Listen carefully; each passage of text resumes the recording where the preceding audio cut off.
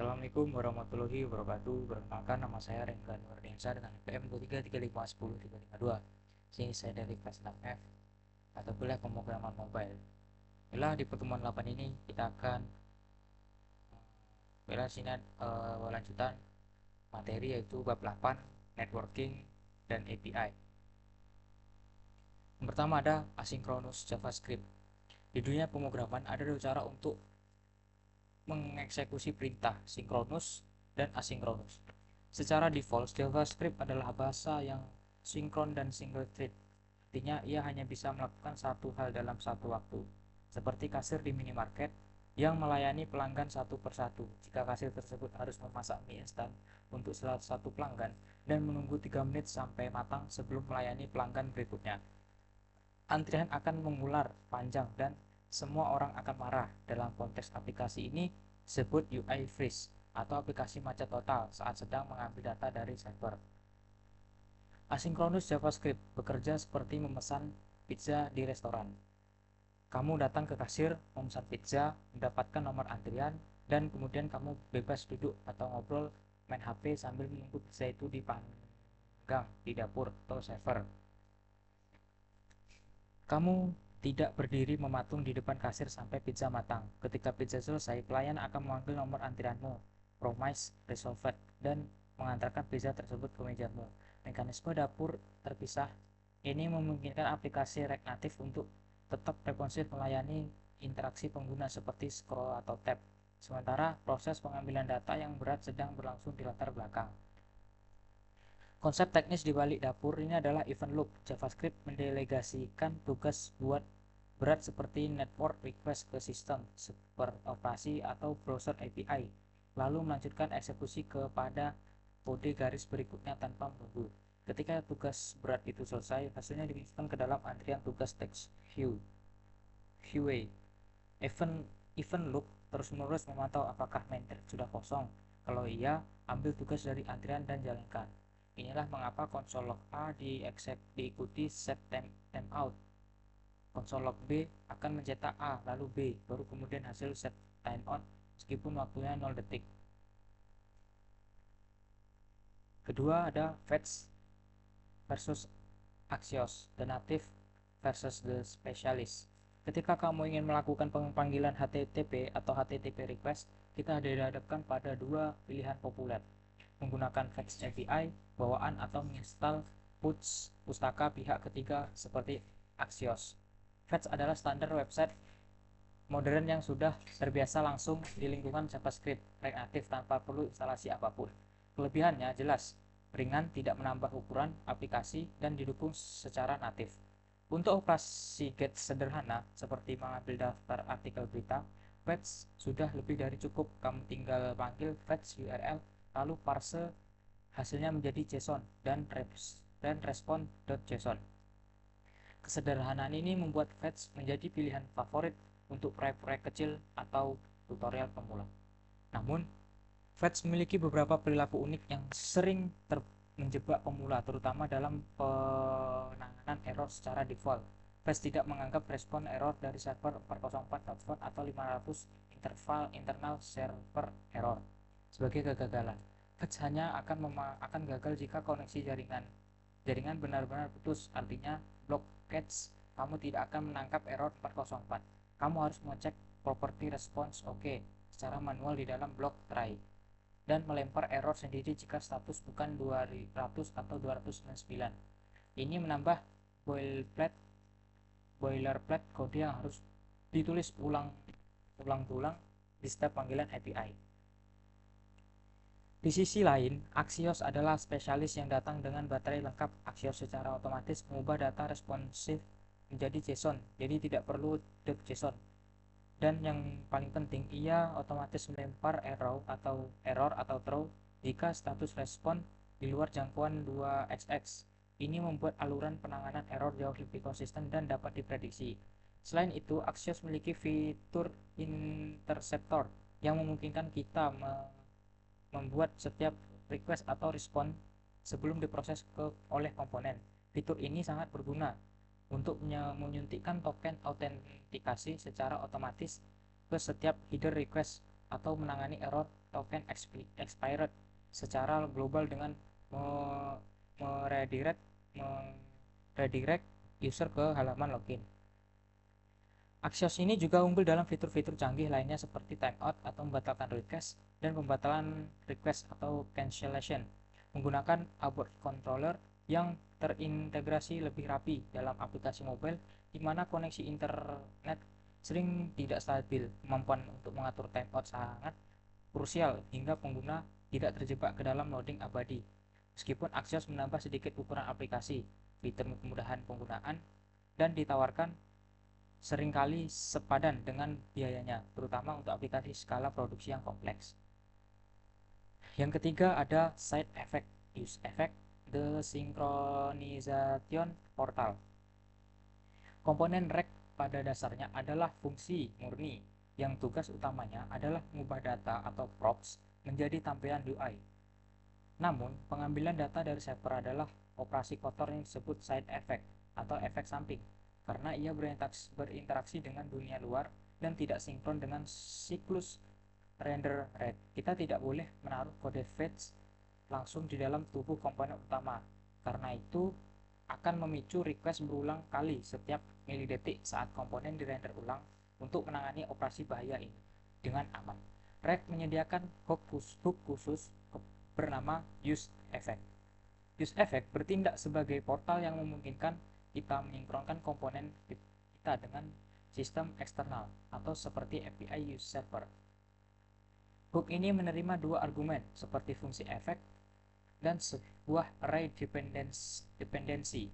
Array dependency ini adalah kunci sakti yang memberitahu REC kapan efek tersebut harus dijalankan.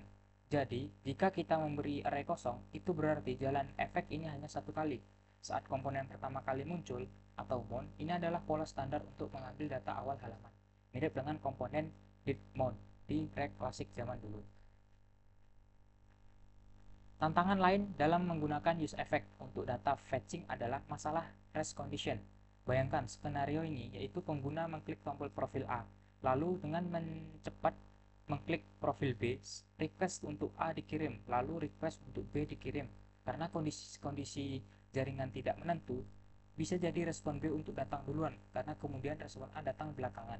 Akibatnya, UI menampilkan profil B, tapi tiba-tiba ditimpa oleh data profil A yang terlambat sampai. UI menampilkan profil B, tapi datanya profil A. Untuk mengatasi ini, kita perlu menggunakan fitur clean up function di use effect untuk membatalkan request sebelumnya jika komponen sudah berubah, atau di unmount, memastikan hanya data di request terakhir yang relevan yang ditampilkan. Selain itu, karena fungsi di dalam efek use effect tidak boleh berupa fungsi asing secara langsung, karena use effect mengharapkan return bagi fungsi clean up, bukan promise. Kita harus menggunakan trik kecil. Kita mendefinisikan fungsi asinkronus terpisah di dalam use effect, lalu memanggilnya secara pola use effect. Akan sering kamu lihat dan tulis. Meskipun terlihat agak bertele-tele, ini adalah cara REC natif menjaga konsistensi perilaku hooks. Kesimpulannya, use effect adalah jembatan vital antara UI yang sinkron dan data yang sinkron.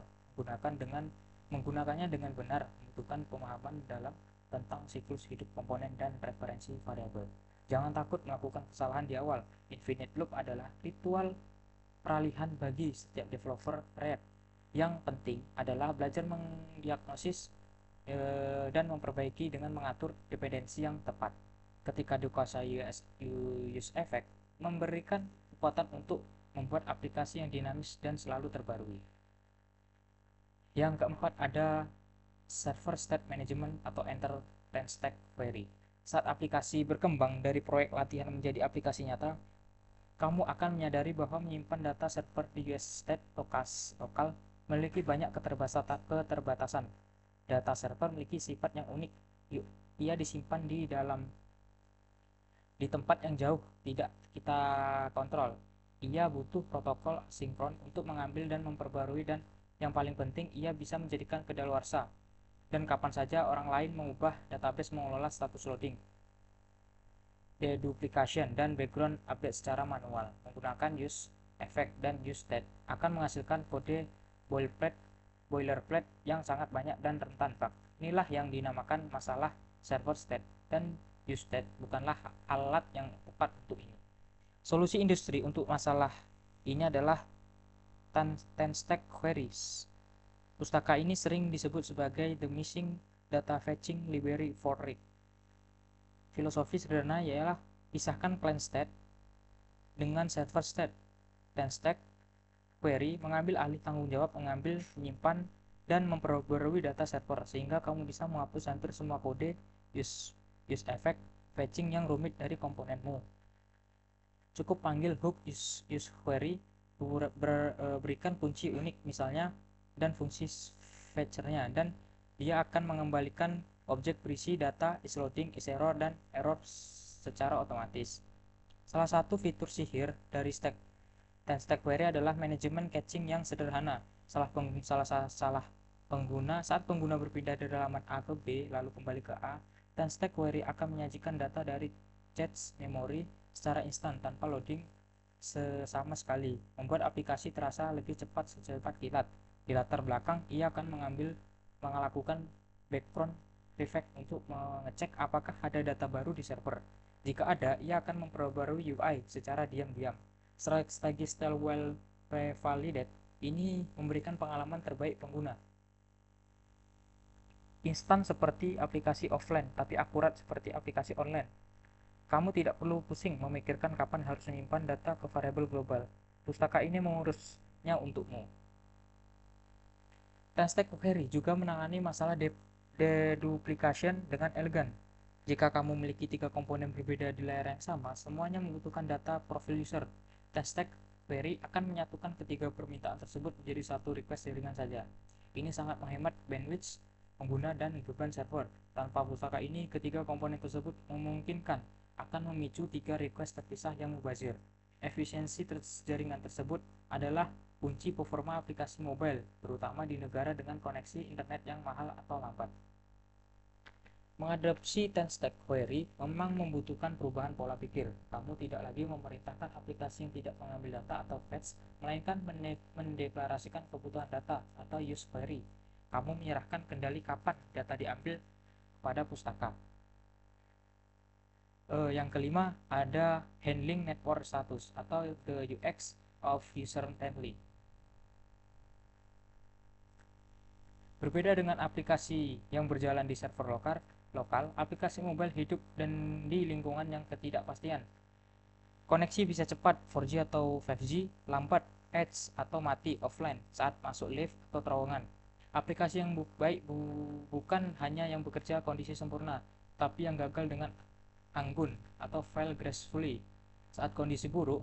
Oleh karena itu, menangani berbagai status jaringan, loading, error, empty, offline adalah bagian integral dan desain antarmuka, bukan sekedar renungan setelah coding selesai. Status pertama adalah loading state. Hindari menampilkan layar putih atau kosong saat data diambil server, karena pengguna akan mengira aplikasi macet. Solusi paling dasar adalah menampilkan indikator putar, tetapi standar modern lebih menyukai skeleton loading. Skeleton adalah kerangka abu-abu yang berkedip halus menyerupai tata letak konten asli yang tidak muncul. Ini memberikan persepsi bahwa aplikasi lebih cepat dan memberikan petunjuk visual tentang apa yang akan dilihat pengguna, mengurangi kejutan kata layout atau layout shift saat data tiba-tiba muncul.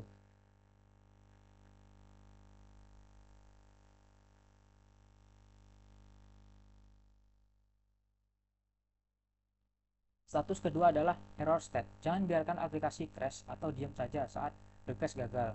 Tampilan pesan yang informatif tapi manusiawi seperti "Yah, gagal membuat data. Cek kondisi kamu."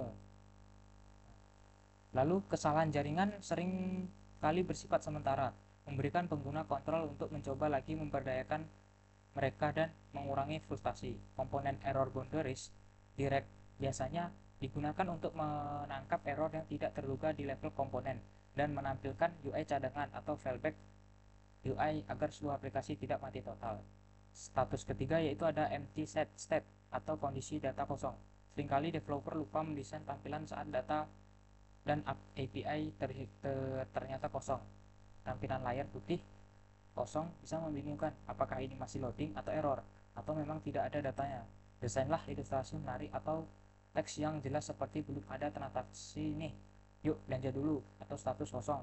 Empty adalah peluang bagus untuk melakukan onboarding atau mendorong pengguna melakukan aksi tertentu. Lalu yang terakhir adalah offline state. Reaktif memiliki pustaka netinfo yang memungkinkan kita mendeteksi status koneksi internet secara real time. Aplikasi yang hebat akan menampilkan indikator kecil yang memberitahu kamu sedang offline dan memungkinkan menonaktifkan tombol-tombol yang butuh interaksi server. Lebih canggih lagi, kita bisa menerapkan strategi offline first, dibahas lebih lanjut, yaitu di mana aplikasi tetap bisa menampilkan data lama dari cache lokal meskipun tidak ada internet. Pengguna masih bisa membaca konten yang sudah dimuat sebelumnya, memberikan pengalaman yang seamless meskipun dalam pesawat terbang. Lalu ada yang kelima, integrasi keislaman, the divine connection.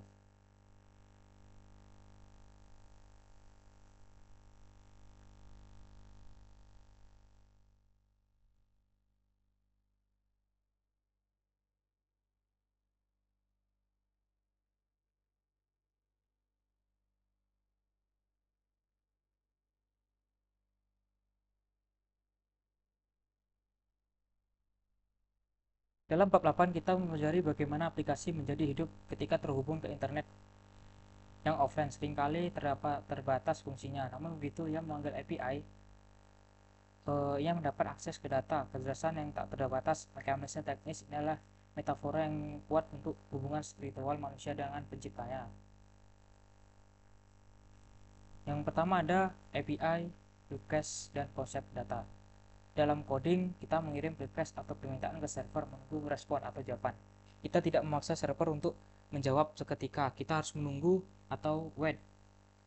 Dalam Islam, ini adalah analogi dari doa. Manusia adalah klien yang penuh keterbatasan, dan Allah adalah server maha kaya, Al-Ghani, yang memegang segala data dan rezeki. Ada di Al-Quran surah Al-Baqarah ayat 186 yang artinya, dan apabila hamba-hambaku bertanya kepadamu tentang aku, maka jawablah bahwasanya aku adalah dekat, aku mengabulkan permohonan orang yang berdoa apabila ia memohon kepadaku. Yang kedua, ada asinkronus dan hakikat tawakal. Kita belajar bahwa JavaScript bersifat asinkronus ketika melakukan usaha atau memanggil fungsi, lalu memberikan proses itu berjalan di latar belakang tanpa membukukan blocking aplikasi. Saat mempercayakan hasil pada promise, ini adalah cerminan dari tawakal. Seorang muslim wajib berikhtiar mengirim request usaha terbaik, namun setelah usaha dilakukan, ia harus menyerahkan hasilnya kepada Allah. Ada di Al-Quran surat Al-Imran ayat 159 yang artinya, kemudian apabila kamu telah membulatkan tekad, maka bertawakallah kepada Allah. Yang ketiga ada error handling atau husnuzon, prasangka baik.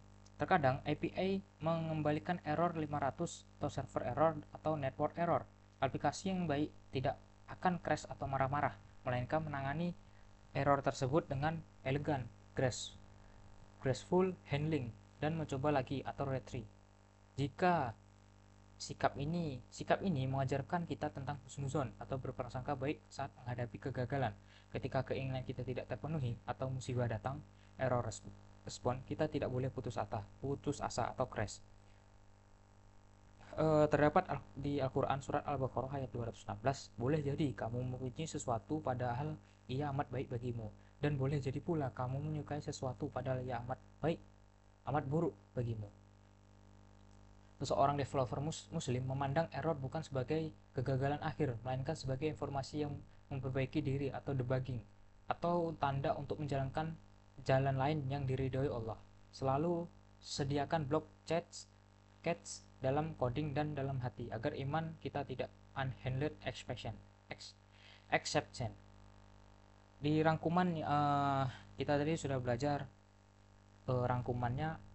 Yang pertama ada asinkronus JavaScript, yaitu JavaScript secara default bekerja satu atau single thread, di mana antifreeze operasi jaringan wajib dilakukan secara asinkronus di latar belakang agar UI tidak macet atau freeze.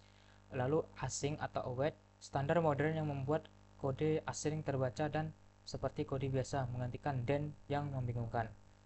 Yang kedua ada fetch atau Axios, bawaan spesialis, dua alat utama untuk memanggil API. Yang pertama ada Fetch API, ringan, gratis, dan bawaannya natif, cocok untuk aplikasi sederhana, tapi penanganannya error manual. Lalu ada Axios, pustaka baterai lengkap, otomatis mengubah JSON dan menangani error status, dan punya fitur interceptor agar secara timeout, pilihan terbaik untuk aplikasi secara produksi. Yang ketiga ada UseEffect Portal Synchrons.